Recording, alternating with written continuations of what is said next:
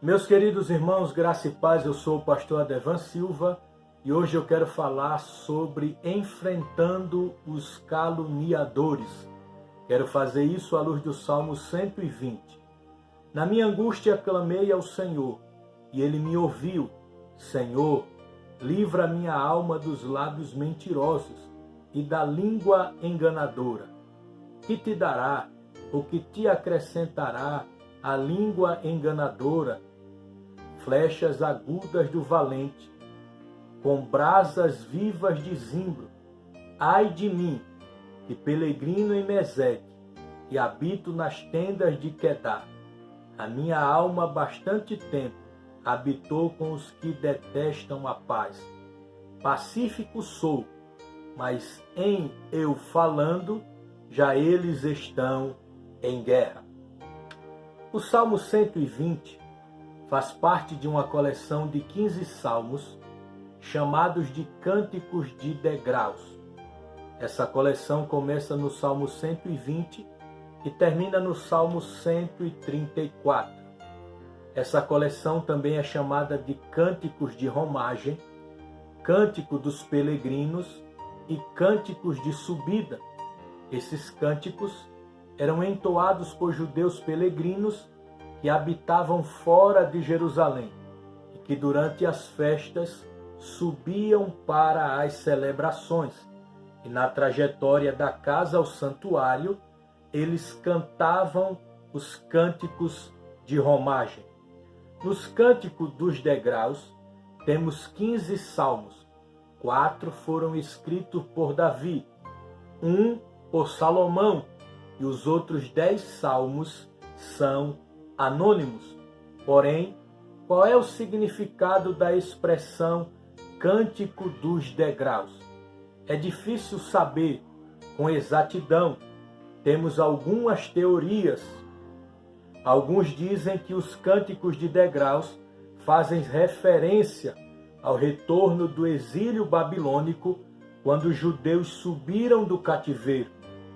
Tradições antigas conecta esses 15 cânticos aos 15 degraus que dava acesso do pátio das mulheres para o pátio dos israelitas no templo.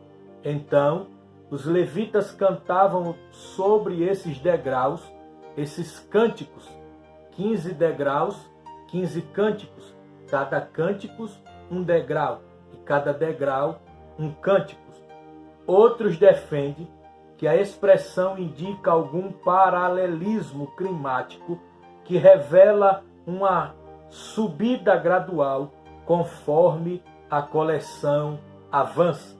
Porém, o mais provável é que os cânticos de degraus eram salmos usados pelos peregrinos que seguem a Jerusalém com a finalidade de participar das festas. Daí explica-se melhor a expressão salmos de romagem, isto é, salmos de peregrinação. Assim como os judeus peregrinavam para Jerusalém, nós, os salvos, estamos peregrinando para a Nova Jerusalém, o céu. E nessa caminhada tem desafios, lutas, perigo, desânimo, adversidade. Porém, o Senhor é a nossa bandeira, a nossa força, a nossa vitória.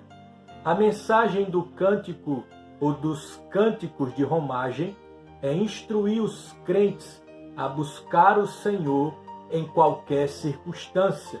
Em qualquer circunstância, busque a Deus. O Salmo 120 é um salmo anônimo.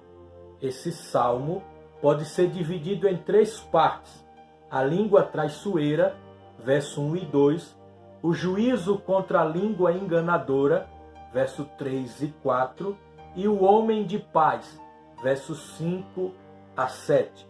Esse salmo também revela 3 coisas: a oração, a vida de oração do salmista, verso 1 e 2, um ambiente hostil, verso 3 a 6, O salmista está vivendo no meio de homens violentos, mentirosos, enganadores. Ele usa a expressão Meseque e Quedá para descrever homens pagãos, hostis e violentos. Terceira coisa que esse salmo revela é que o salmista é um homem pacífico, versos 5 a 7. Ou seja, em meio a um ambiente hostil, o salmista tinha paz. O ambiente não mudou o salmista. Isso revela que não é o ambiente que muda você, mas você muda o ambiente. Em meio à violência, em meio à mentira, em meio aos enganadores, ele é um homem de oração. Ele é um homem pacífico. Vamos observar agora de onde vem o ataque. Primeiro, língua enganadora. Verso de 1 ao verso de número 3. Eu vou ler o verso 2. Senhor, livra a minha alma dos lábios mentirosos e da língua enganadora. Que te dará, ou que te acrescentará a língua enganadora? No contexto desses salmos, os lábios mentirosos pertencem àqueles que atacam os crentes por sua fé no Senhor. O salmista está angustiado pelo poder da palavra do perverso. A palavra do perverso fere, machuca, traz angústia, traz tristeza. A língua mentirosa pode gerar aflição no justo. A língua enganadora é como flechas agudas do valente. Verso 4. Como brasas vivas de zimbro. Verso de número 4. Zimbro era uma madeira usada para fazer carvão. A língua enganadora fere como flechas e causa destruições como brasas de fogo. O fogo onde passa leva destruição. A língua enganadora destrói famílias, ministérios, chamadas, igrejas e sonhos. Por isso, devemos enfrentar essa adversidade e essa língua enganadora com algumas armas. Primeira arma para enfrentar a língua enganadora: oração. Oração. Ele diz no verso 1: na minha angústia clamei ao Senhor e Ele me ouviu. Na minha angústia clamei ao Senhor. Clamar é bradar, gritar em alta voz. O clamor faz parte da oração. A oração é dividida em súplica, clamor, intercessão, confissão de pecados e adoração.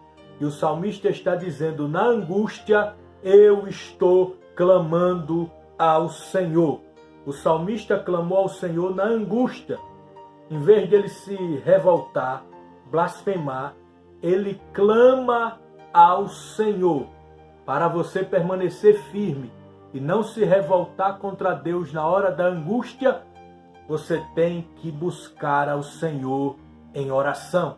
Está sendo caluniado, perseguido, está sendo perseguido pelos ímpios, busque ao Senhor.